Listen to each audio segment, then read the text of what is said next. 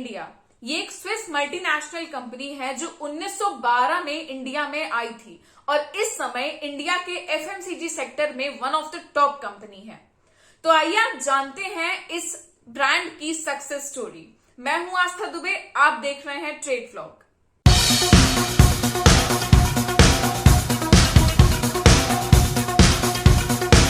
जैसा कि हमने आपको अपने इंट्रो में बताया कि नेस्ले इंडिया 1912 में चेन्नई और कोलकाता में इनके पहले सेल हुई थी, इनके पहले आउटलेट्स खुले थे। 1912 में ये इंडिया में आए थे। अगर हम वर्तमान परिप्रेक्ष्य की बात करें तो पूरे ऑल ओवर इंडिया में इनके 6000 से ज्यादा एम्प्लॉइज हैं और 3.5 मिलियन से ज्यादा इनके आउटलेट्स हैं। अगर बात करें कि नेस्ले इंडिया का हेडक्वार्टर्स कहाँ है तो वो है गुरुग्राम हरियाणा में और इस समय ये one of the top leading companies है जो चॉकलेट्स, बेवरेजेस और बाकी कन्फेक्शनरी प्रोडक्ट्स भी बेचती है। आपने मैगी का नाम तो सुना ही होगा, मैगी भी नेस्ले का ही प्रोडक्ट है। नेस्ले चॉकलेट्स भी बेचती है, टॉफी भी बेचती है, काफी चीजें हैं जो नेस्ले के अंदर आती हैं। तो अब हम जानेंगे कि भाई इन्होंने ऐसा किया कैसे, वो भी इंडिया जैसे मार्केट में जहां पर उस समय इतना ये ट्रेंड नहीं था और मैगी का भी ट्रेंड बहुत रीसेंट आया इंडिया में। हालांकि बहुत बुरी तरह वो ट्रेंड आया, बहुत एक पूरी वेव थी वो, लेकिन उसके पहले ये ऐसे कैसे इन्होंने किया कि इन्होंने अपने लिए एक ऐसे अनस्टेबल मार्केट में एक ऐसी स्टेबिलिटी इन्हें कैसे मिली। तो इन्होंने कुछ पॉइंट्स फॉलो किए हैं, आइए वो पॉइंट्स जानते हैं। पहला पॉइंट तो इनका ये है कि अपने ये कंज्यूमर्स चॉइस को और कंज्यूमर्स की जो भी पसंद नापसंद होती है उसे बहुत ज्यादा ऑब्जर्व करते हैं और उसके हिसाब से न सिर्फ इनोवेट करते हैं अपने प्रोडक्ट्स बल्कि रेनोवेट भी करते हैं। इनकी जो कस्टमर्स मतलब इनके जो रिव्यूज होते हैं, इनके कस्टमर्स इनसे इतने ज्यादा सेटिस्फाइड होते हैं क्योंकि इन्होंने अपने प्रोडक्ट्स को इतना वेरिंगली अवेलेबल करा रखा है और इतने ज्यादा विजिबल हैं इनके प्रोडक्ट्स कि इनके कस्टमर्स को हमेशा ये लगता है कि वो नेस्ले के काफी प्रोडक्ट्स यूज कर रहे हैं और वो सभी प्रोडक्ट्स उन्हें equal amount of taste, equal amount of quality दे रहे हैं, जिसकी वजह से कस्टमर सेटिस्फैक्शन इनका टॉप लेवल पर है। इसी के साथ जो नेस्ले है वो हमेशा अपना फिक्स्ड कैपिटल और वर्किंग कैपिटल बहुत हाई इंटेंसिटी पर रखता है। इसी के साथ साथ नेस्ले का जो R&D डिपार्टमेंट है यानी कि रिसर्च एंड डेवलपमेंट डिपार्टमेंट वो बहुत ज्यादा हाईफाई है। बेसिकली इनके जो रिसर्च और डेवलपमेंट डिपार्टमेंट्स हैं वो बहुत अच्छे से काम करते हैं। इनके पास ये दो बहुत सुपर एडवांस्ड चीजें भी हैं जो कि हो गए एक्सपेरिमेंटल किचन और 2 सेंसरी डिटेक्शन, जिससे इन्हें पता चलता है कि भाई इनके कस्टमर्स को क्या पसंद आ रहा है क्या नहीं, और उस हिसाब से ये अपने आगे के कदम या अपनी आगे की मार्केटिंग स्ट्रेटेजी को मेंटेन करते हैं। जो इनका अगला पॉइंट है इनकी एफिशिएंसी को लेकर वो है अपनी सप्लाई चेन को बहुत अच्छे से बूस्ट करना।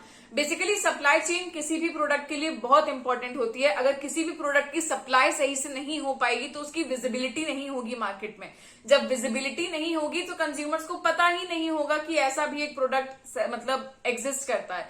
ये अपने सप्लाई चेन पर अच्छा खासा पैसा खर्च करते हैं, जो कि खर्च करना भी नहीं है, इनके लिए वो इन्वेस्टमेंट ही है। इंडिया की हर ज्योग्राफी में, हर स्टेट में इनके आउटलेट्स हैं जो बहुत एफिशिएंटली काम करते हैं। इनकी जो मार्केट एक्सपेंशन स्ट्रैटेजी है वो भी काफी कमाल की है।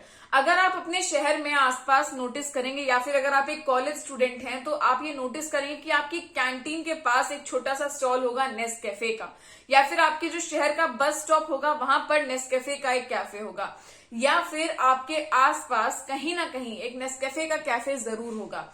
इन्होंने कैसी मार्केट एक्सपेंशन स्ट्रेटेजी अपनाई जिससे ये कॉमन टू कॉमन पीपल पर पहुंच सकें। इन्होंने अपनी टारगेट ऑडियंस कोई बहुत अमीर लोग नहीं रखे, इन्होंने अपने टारगेट ऑडियंस रखे कॉलेज के स्टूडेंट्स जिन्हें सुबह उठते ही कॉफी चाहिए होगी अपनी नींद खोलने के लिए, और इसलिए कॉलेज कैंटीन्स के पास नेस्कैफे है, या फिर बस स्टॉप जहां पर आम जनता ट्रैवल कर रही है, या फिर मेट्रो स्टेशन या फिर रेलवे स्टेशन।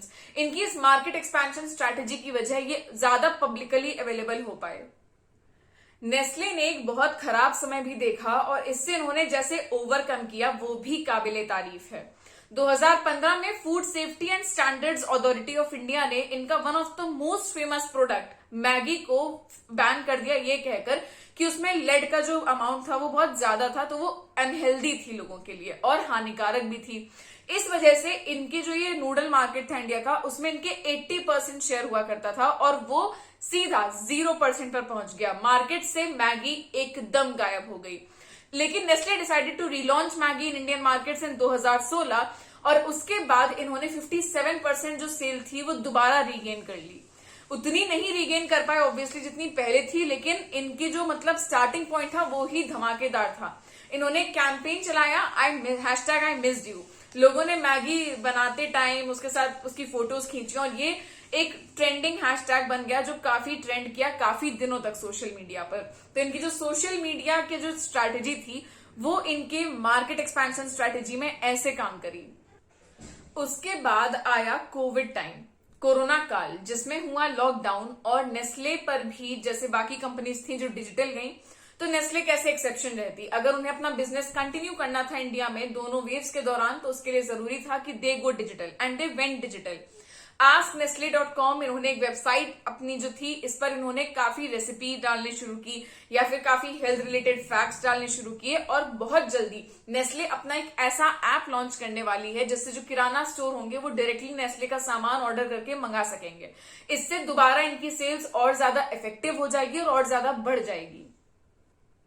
तो ये थी नेस्ले की कहानी। इंडिया में इस समय ये more than a century old company है और वेल स्टैब्लिश्ड कंपनी है, लेकिन still they continue to innovate and to renovate their products which makes it more interesting than ever.